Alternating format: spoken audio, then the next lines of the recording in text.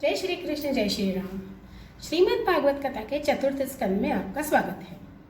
पिछली कथा में हमने पुरंजन उपाख्यान जाना था। आज हम पुरंजन उपाख्यान का तात्पर्य समझने की कोशिश करेंगे। अब पुरंजन उपाख्यान में जो जो वहाँ पर पात्र दिखे थे वे सब कुछ हमारे शरीर को, हमारी आत्मा को दर्शाते हैं। जैसे कि हमने सबसे पहले दो पात्र देखे थे, जिसमें एक पुरंजन था और एक उनके मित्र थे अविज्ञात। अब तात्पर्य ये है कि जो पुरंजन है वो एक जीव है। वो आप में कोई भी हो सकते हैं, तो वो जीव है। और जो हमारा मित्र है वो हमारे भगवान है, हमारे ईश्वर हैं। मतलब पुरंजन एक जीवात्मा और साथ में उनके मित्र परमात्मा। अब जीवात्मा और परमात्मा दोनों विचरण करते हैं पूरे ब्रह्मांड में, लेकिन जीवात्मा जो है उसको सांसारिक सुख भोगने की इच्छा होती है। इसीलिए पुरंजन जब कहता है कि मुझे कहीं पर स्थित होना है, मतलब जीवात्मा अब किसी शरीर में प्रवेश करना चाहती है। यहाँ पर जो एक 9 द्वार वाली नगरी बताई है वो हमारा शरीर है। अब शरीर में 9 द्वार कौन से हैं? तो 2 आँखें, 2 कान, 2 नासिका के छिद्र, 1 मुंह, ये हो गए 7, और 2 मल द्वार। तो इस तरह से हमारे शरीर में 9 द्वार हैं। तो जीवात्मा शरीर में प्रवेश करती है, मतलब मनुष्य का जन्म होता है। अब वो वहाँ पर जीवात्मा वहाँ पर रहने लगती है। पुरंजन उस नगरी में रहने लगा, मतलब जीवात्मा शरीर में रहने लगी। अब पुरंजन ने एक सुंदर युवती को देखा, वो है बुद्धि। कहते हैं कि इंसान बुद्धि के कहने पे सब कुछ करता है, तो पुरंजन ने भी तो वही किया था। जो बुद्धि करती है वही जीवात्मा करती है। वैसे ही जो वो राजकुमारी जिसके उसने पुरंजनी नाम दिया था, तो पुरंजनी जो करती है वही पुरंजन करता है। मतलब बुद्धि जो करती है वही इंसान करता है, वो जीव करता है। वो जिस देह में प्रवेश किया हुआ है तो देह से वही काम करवाता है जो वो बुद्धि करती है। फिर आगे बताया है कि पुरंजन अपनी इच्छा से शिकार करने जाता है और वहाँ पर वो बहुत सारे जानवरों का शिकार करता है। तो ये देह आत्मा जो है, ये हमारा जो शरीर है, वो हमेशा अपने मन की भी सुनता है। बुद्धि की तो सुनता ही है, लेकिन वो अपने मन की भी सुनता है। तो यहाँ पर उसके मन की सुन करके और उसने अपना काम किया।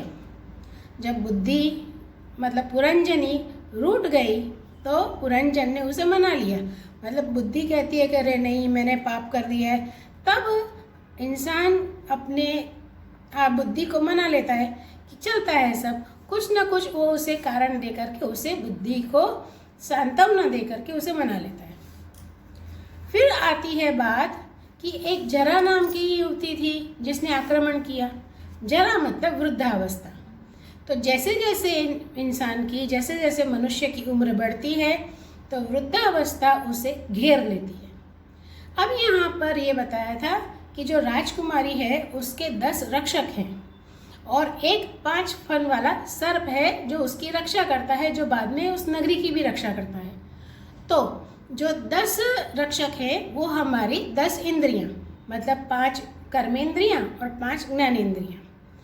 और जो 5 फन वाला नाग है जो इस शरीर की रक्षा करता है, वो है हमारे शरीर के अंदर बसे हुए 5 प्राण।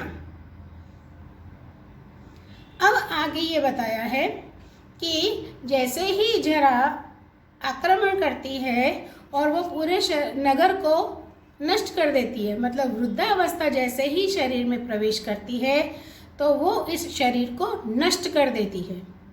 फिर आगे ये बताया है कि जैसे ही जरा ने और उसके सैनिकों ने, उसके सैनिक कौन से, जैसे कि भय है और बुखार है, ज्वर, ये सब उसके सैनिक हैं।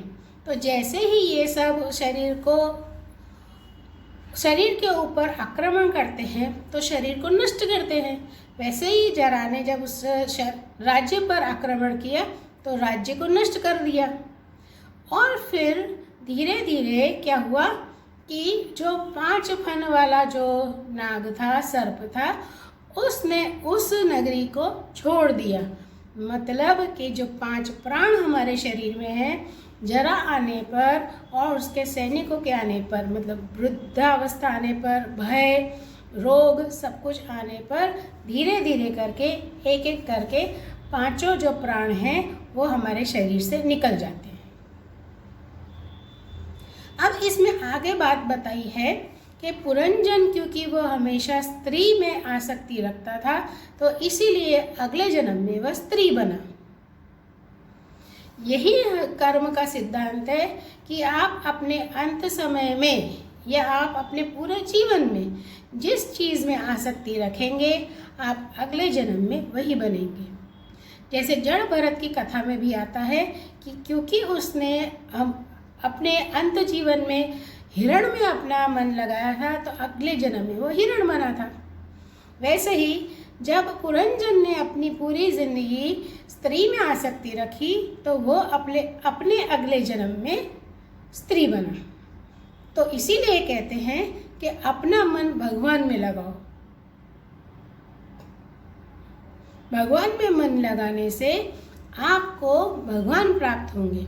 आप जिसमें मन लगाएंगे आपको वही प्राप्त होगा। इसके पहले भी एक बार वीडियो में मैंने बताया था कि अगर आप अपना मन भगवान में लगाते हैं तो आपको भगवान प्राप्त होंगे। अगर आप अपना मन पितरों में लगाते हैं तो आपको भी पितर प्राप्त होंगे। आप जब अपना मन जिस चीज़ों में लगाएंगे आपके अंत समय में आपको वही चीज़ प्राप्त होगी। आप अगले जन्म में वही बनेंगे। इसीलिए तो कहते हैं भगवान की भक्ति करो तो आपको भगवत धाम मिलेगा, उनके श्री चरणों में आपको जगह मिलेगी। आगे इसमें बताते हैं कि चंडवेग है और उसके साथ में उसके 360 गंधर्व और 360 गंधर्वियाँ हैं और जो शुक्ल और कृष्ण वर्ण में है। तो यही है कि जो चंडवेग है वो काल है और काल मतलब समय।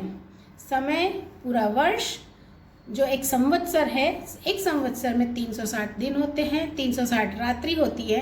वैसे ही चंडवेग के 360 गंधर्व थे और 360 गंधर्वियाँ। 360 दिन 360 रात्रि और वे पूरे नगर में प्रवेश करते हैं, उसका नाश करते हैं। मतलब जैसे जैसे समय बीतता है हमारा शरीर धीरे धीरे क्षीण होने लगता है और हम मृत्यु की ओर बढ़ने लगते हैं, हमारा शरीर नष्ट होता है। भागवत जी में कहा है कि हर मनुष्य या तो उसके तीनों गुणों में से कोई एक गुण हर मनुष्य में आगे रहता है, अग्रसर रहता है। सत्वगुण, रजोगुण और तामसिक गुण, तमस गुण। तो सात्विक, राजसिक और तामसिक गुणों वाले इंसान के बारे में भी यही बताया है कि हर व्यक्ति अपनी ही गुण के हिसाब से वो अपने कर्म करता है और उन कर्म की वजह से वो अपने कर्म बंधनों में पड़ता है और फिर उसी के अनुरूप उसे फल मिलता है। और आगे बताते हैं कि 3 प्रकार के ताप हैं, आधिदैविक, आध्यात्मिक और आधिभौतिक। अब इंसान इन तीनों में से किसी न किसी एक प्रकार के ताप यानी कि तीनों में से किसी न किसी एक प्रकार के दुख में तो रहता ही है। अगर वो एक से छूटना चाहेगा तो दूसरा दुख उसको मिल जाएगा। मतलब व्यक्ति जो है, मनुष्य, उसको दुखों से छुटकारा जिंदगी भर नहीं मिल सकता। कोई कहता है कि अगर आप ये चीज़ करो, वो चीज़ करो तो आपके हमेशा सारे दुख नष्ट हो जाएंगे, तो ऐसा नहीं है। अगर दुख नहीं होंगे तो हमें सुख का एहसास नहीं होगा। तो दुख होना ज़रूरी है और ऐसे ही इन तीनों में से कोई ना कोई एक दुख तो हमारे साथ रहता ही है, हम इनसे छुटकारा नहीं पा सकते। अगर आपको निवृत्ति चाहिए, छुटकारा चाहिए तो भागवत भजन करना ही पड़ेगा। श्रीमद् भागवत कहती है, भगवान श्री कृष्ण कहते हैं कि अगर आप भगवान में भक्ति करेंगे, अगर आप भगवान वासुदेव में एकाग्रता पूर्वक उनकी भक्ति करेंगे तो आप में अवश्य ही वैराग्य का आविर्भाव होगा और आप में भक्ति बढ़ेगी और अंत में आप श्री धाम वैकुंठ धाम भगवान के श्री चरणों में पहुंच जाएंगे। और फिर नारद जी राजा प्राचीन बरही से कहते हैं कि मैंने आपको पुरंजन उपाख्यान सुनाया, उसका तात्पर्य भी बताया, बस आप इतना समझ लीजिए कि यह जो शरीर है वो जो कर्म करता है उसका फल उसे भुगतना ही है, चाहे वो इस जन्म में भुगते या वो अगले जन्म में भुगते, लेकिन कर्मों का फल उसे अवश्य ही मिलेगा। अब चाहे वो अच्छे कर्म हो या बुरे कर्म हो। इसीलिए कहते हैं सदैव अच्छे कर्म किया करो, मन से, कर्म से, वचन से, अपने हाथों से जो भी काम करे अच्छा करें, जिससे कि आपको अच्छा फल मिले और आप मुक्ति पाएं। राजा प्राचीन बरही परलोक धाम सिधारे और इधर जो प्रचेता हैं, जो इन्होंने 10,000 वर्षों तक रुद्र गीत गा करके भगवान विष्णु की तपस्या की थी, तो उनको भगवान श्री हरि विष्णु ने प्रसन्न होकर के दर्शन दिए। उनके दर्शन पाते ही प्रचेताओं ने उनकी स्तुति की। तब भगवान विष्णु ने उन्हें वरदान दिया। अब वरदान में प्रचेताओं ने क्या मांगा कि हम हमेशा अपने पूरे जीवन पर्यंत आप ही का गुणगान गाते रहें, आप अपनी परम भक्ति हमें प्रदान कीजिए। तो भगवान विष्णु ने उन्हें भक्ति प्रदान की और उनसे कहा कि आपके पिता ने आपको आज्ञा दी है कि आप संसार में आगे बढ़े, संतान उत्पन्न करें, तो मैं भी आपको यही आज्ञा देता हूँ कि आप विवाह करें। अब विवाह के लिए भी कन्या भगवान विष्णु ने ही बताई थी। उन्होंने कहा कि कंडू ऋषि की तपस्या भंग करने के लिए इंद्र ने एक अप्सरा भेजी थी और फिर कंडू ऋषि और उस अप्सरा को एक पुत्री प्राप्त हुई।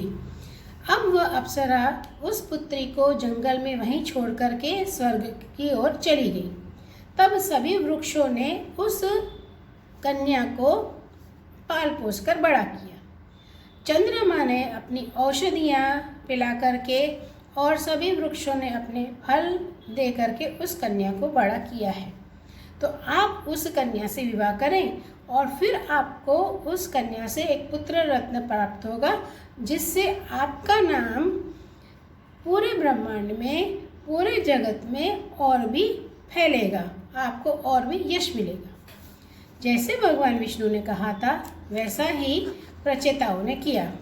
उन्होंने उस कन्या से विवाह किया। उस कन्या का नाम मरीषा था।